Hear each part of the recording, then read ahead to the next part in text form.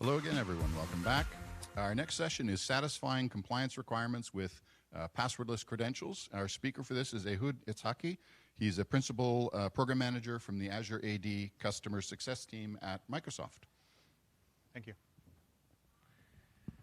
Hi, everyone. Today we're going to talk about how you can satisfy compliance requirement with the passwordless credentials. We're going to cover NIST 863, known as the Digital Identity Guideline. We're going to understand the influence that it has, requirements, and bring up the concept of authentication assurance level. We're going to go over authentication method, different authentication method, and understand that not all authentication is created equal. And we're going to look at viable options in reality. So let's look at the NIST influence. You're working with a government customer, and you probably heard about the FedRAMP certification. And not surprisingly, when it comes to identity, FedRAMP points at NIST 863. Then you're going to healthcare, and you probably heard about HIPAA and EPCS. EPCS stands for Electronic Prescription of Controlled Substances. And again, when it comes to authentication, they are referencing NIST 863. Then you work with the financial sector. You probably heard about the payment industry, right? PCI. And again, when it comes to digital identity, they are pointing at NIST 863. So this is the situation in the US.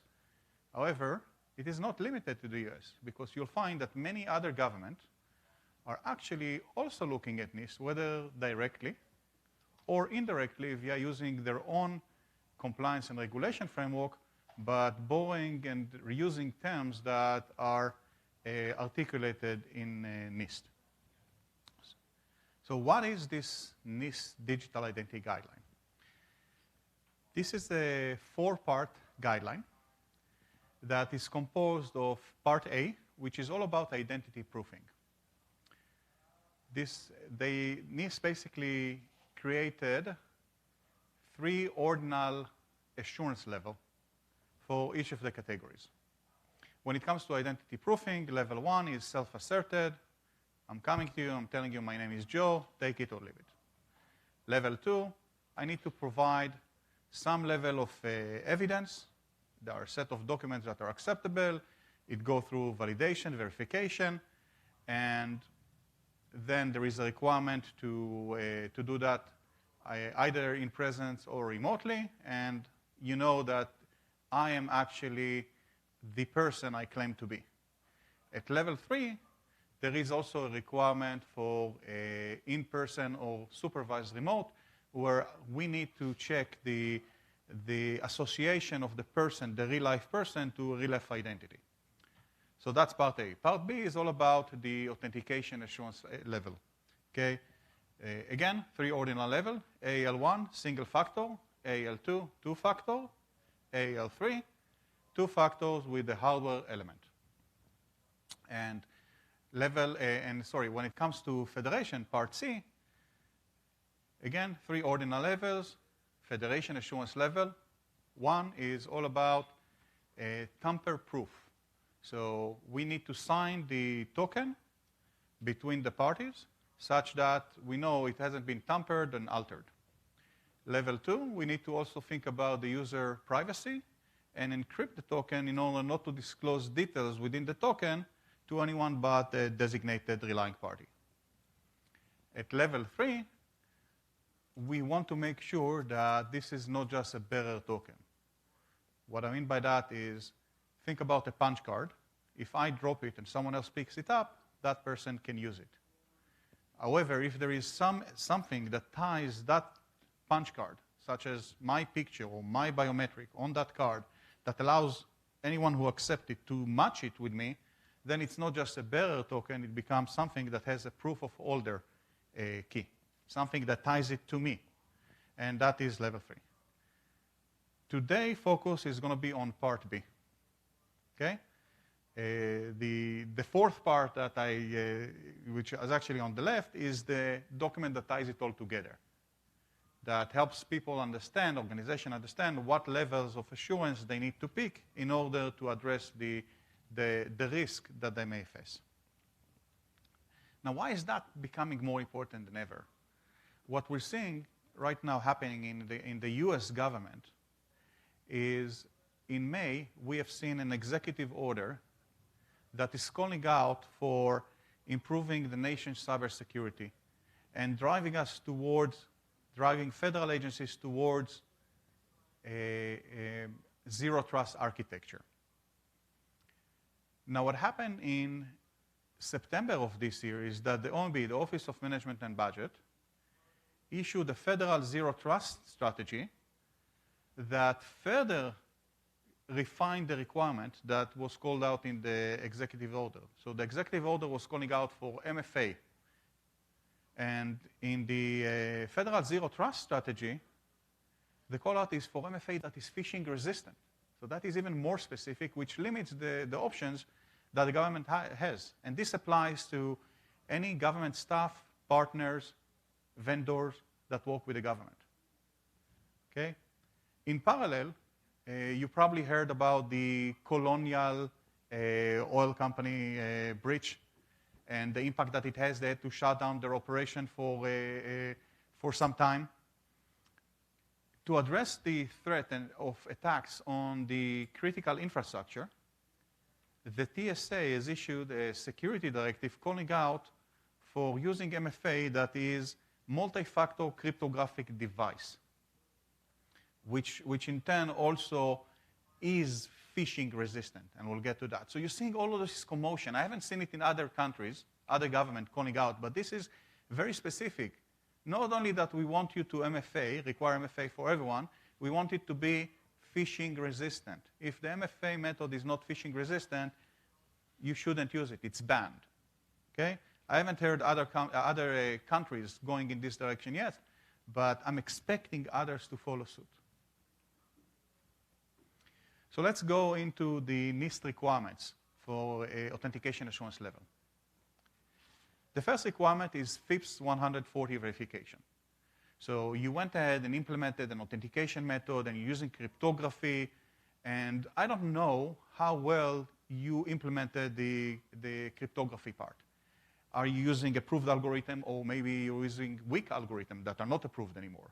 And maybe your implementation is weak, and I can hack into it. And maybe the secrets that you are protecting are not protected well enough. So FIPS 140 verification has different level, and they're looking at the implementation of the authenticator, and based on that, providing certification that customers can use. In the government, there is a specific requirement for FIPS verification, which we'll talk about later. Now, there are two other requirements, man-in-the-middle resistant and verifier impersonation resistant. Let's go and explain this concept. So man-in-the-middle, basically I have a user, I have a verifier, I'm trying to access the site. The site tells me authenticate, and I'm shouting, my password is 123, and everyone can hear that. And now someone is eavesdropping and can reuse it. How do we address that threat? Simply by encrypting the channel. So I'm not conveying the credentials over an open channel. I'm conveying it in an encrypted channel. And now the hacker, whoever is eavesdropping, can't actually make sense out of it. That is something that is rather easily addressable. The problem is with what is called real-time man-in-the-middle. This is where I have verifier impersonation. So think about the scenario where I actually fool the user to think I'm a legitimate site. So I'm trying to get to my bank account, and I actually got to another site that looks exactly like my bank account. So the fact that I have an authenticated channel is not helping me, because I'm thinking I'm with the legit site. And that site is asking for my credential, and if I disclose that credential, that site can turn around and use the credentials against the legit site. And this is phishing. So how are we protecting ourselves from phishing? So for phishing, you need a cryptographic element. A cryptographic element that allows you to tie the authenticator output to an identifier that a unique identifier of the channel. So in this case, I have a channel identifier of 1, and this is agreed upon between the parties. And the authenticator output is A1. It's something that tells me this is coming from authenticator A, and it's bound to channel 1. And that is what's going to the malicious site. Now that malicious site is turning around and pretending to be me, the legit user. And they are actually using another channel, another basically channel against the verifier. And because there is an exchange, an agreement on what would be the channel identifier, that is unique per interaction, I have a channel identifier of 2. If the hacker now tries to bring A1, the verifier looks at it and says, that's not bind to my channel, right? I'm expecting A2. And I'll reject it because of that. And that's how we achieve phishing resistance. Okay. The next requirement is verifier compromise resistance. So let's get into that. What is verifier compromise resistant? So I have a verifier, I have a user, and that user is using asymmetric key. So let's say I'm using a FIDO key. Okay? And the FIDO key works on private, public keys. So the private key always stays with me, and what registered with the verifier is the public key, A and A tag. I can also come with a symmetric key, some sort of secret. Think about a one-time password. Okay, one-time password, I have a seed on my device, and that seed is also registered at the identity provider so they can match. In order to protect it, the verifier is hashing that seed. What this provides is if ever the verifier is compromised, a hacker that gets access into these keys can't actually make any use of them because they're actually only used to verify, right? So the public portion cannot be used to authenticate. And the symmetric key is hashed, and I can't I can't reverse it into the seed. So I can't actually reuse it. That is how we achieve verifier compromise resistance. Now, another requirement is for replay resistant.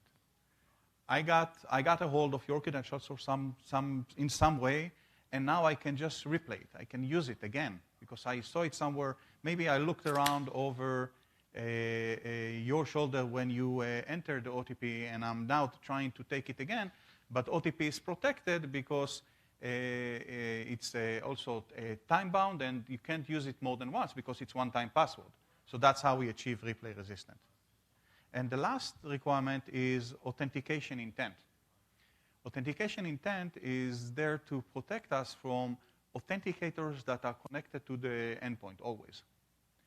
And what happens is, if it's always connected and it's automatically authenticating, I can have a malicious software using that authenticator in order to get in. By having an intent, we require human interaction. Okay, that is the intent. A human interaction can be a touch on the FIDO key, it can be my biometric, it can be a PIN code. As long as the user is involved, we know that the authentication flow will not happen without actually proving the intent. Now, if we sum it all, we can see that there are requirements at different assurance levels. At AL1, the authentication can be any single or multi-factor authentication. I don't have any FIPS requirement. And man-in-the-middle resistance is achieved via the verifier forcing an authenticated channel. Okay? The rest is not required. At AL2, we advance and we require two-factor authentication. If I am a government agency, I also need to have FIPS level 1 overall verification. Okay? Man in the middle is there, and authentication intent is recommended but not required. At level 3, I am not satisfied with multi-factor only. I need a hardware element, something that would protect the keys from easy extracting them, right? There are different requirements, more advanced requirements for FIPS that require physical security. So for example, if I'm using a FIDO key, I need that FIDO key to be certified at physical security level 3, which implies that it is tamper resistant and there is tamper detection, if I ever try to get into the key and extract the actual logical private keys, then there is something in the way that prevents me from doing that. I'm also required to be verifier impersonation resistant. I achieve that by having a cryptographic element. So FIDO keys and smart card both have this cryptography where I have a challenge and a response that I'm doing that incorporates the challenge, and then someone in between cannot just reuse it. Verifier compromise resistant, we basically covered that, but by essence, any asymmetric key authentication would be verifier impersonation resistant. Replay resistant, again, because there is a challenge, the N ones, that is unique to every interaction. I can't reuse a previous authenticator output to authenticate.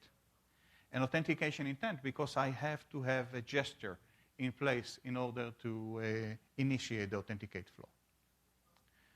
Now let's examine multiple, like few of the methods. We have FIDO2 security keys, Windows Allow for Business, which is also a FIDO authenticator. We have a passwordless authenticator. This is any authenticator software on a phone. Smart card and password/OTP or multi-factor OTP, just to make it passwordless. The FIPS verification, you can find FIDO manufacturers that already have their FIPS validation. Windows Allow for Business has a validation for the software separately from the hardware, simply because Windows is an open platform OS, and there are just too many compositions of hardware to go and certify. And for FIPS, you need to certify the entire cryptographic boundary, software, firmware, and hardware. So it's just impractical to go and certify every possible combination. However, the different pieces have their certification, and it's up to the organization to assess the risk and accept Windows as certified for FIPS. Passwordless authenticator is not FIPS validated. Smart card, depending on the vendor, is. And password plus OTP, again, depending on the one-time password vendor, is certified or not. Man in the middle, we covered that, right? All of these methods are protected against man in the middle. However, verifier impersonation resistant, you see that passwordless authenticator as well as OTP are not protected from phishing attack. Verifier compromise resistant, again, all of these methods protected. For all the symmetric key methods, you need to make sure that the verifier is hashing the keys. Replay resistant, all of this method, again, covered. And authentication intent, in all of this method, there is an intent. In the case of OTP, the fact that as user need to go look at the OTP and enter it manually, that is an intent. In smart card, because there is a pin associated with the smart card, to release it, there is a gesture that showing the intent. In terms of how this method rank in authentication assurance level, FIDO2 key can be AL2 or 3, depending on your need for FIPS validation. Windows Allow for Business, the same. Passwordless authenticator is AL2 because it is not phishing resistant. Smart card, AL2 and 3, depending on the FIPS validation. And password plus OTP is overall AA2 because it is not phishing resistant. Now let's put it to the test. We're starting with these 5 methods. And we're applying a filter of phishing resistant. And we are left with 3 methods because the other 2 are not phishing resistant. We can salvage them by requiring a trusted device. So in Azure AD, you can configure a conditional access policy that require the authentication to only happen, or the access to only happen from a trusted device. And that is achieved by having a certificate on the trusted device or some kind of cryptographic element, which makes it phishing resistant. Okay, so if you don't have a trusted device, it doesn't matter that you acquired my credential because I'm requiring trusted device. So that's how we kind of salvage them. However, in COVID-19, people working from home, bringing their own devices, right? And when they bring their own device, I cannot assume that I have a trusted device, which means I'm back to less methods.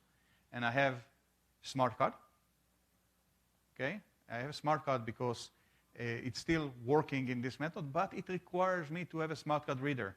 And in my home machine, I don't know that I have that ability and so on, so it's a bit challenging. Or you have FIDO, which is the most standard way, across all vendors, browser, and so on, to have a phishing-resistant MFA method. Okay? So to conclude, NIST 863, even though it is a US developed framework for digital identities, has impact across industries. It's not just for the government, and across outside the US, globally. We need to understand that not all authentication created equal, and we need to pay extra attention for whether the authentication is phishing resistant or not. When it comes to BYOD, the most viable phishing resistant method out there is FIDO keys. Okay? And I encourage you all to start thinking about phishing-resistant authentication today as you make decisions to introduce MFA to your organization. Okay? And with that, any questions? Thank you, Ehud. Do we have any questions here from the audience? No hands raised. And we don't have any online, so thank you again. Oh, we have one question over there. Excuse me.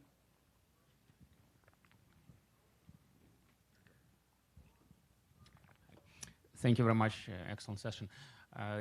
Can you share if there are any government agencies which adopted FIDO passwordless authentication, or vice versa, which looked at it and decided that it's not ready yet? Okay. Basically, what about adoption? Okay. So, with the government, everything takes time, right?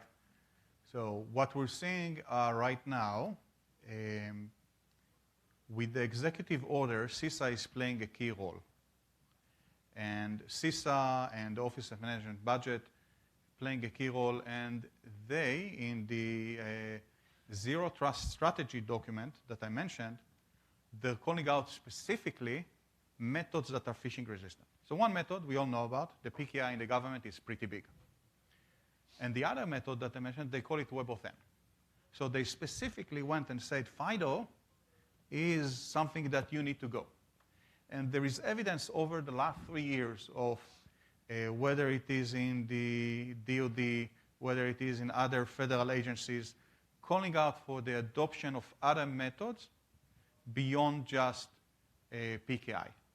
So it's there. There are a lot of agencies looking around and considering how to use it, but it takes time. Think about agencies that have been using PKI for the last 20 years, and the mindset is PKI, and now they have this new fabulous method, FIDO, that they want to switch over to. They're looking at the regulation and guidance, and the regulation and guidance is paving the way for them, and we're seeing more and more of these agencies starting to experiment and pilot with FIDO. I can't say that I have an agency that fully embraced FIDO yet. Maybe others in the audience know about it, but this is happening right now. Okay? Yes? Hi, thanks for the talk. I had a question with, I know you didn't cover this with Authenticator distribution and IAL3. As we move to making distribution easy with like self-registration, how does that play with things like IAL3, which require a more stringent identity verification method? Yeah, very good.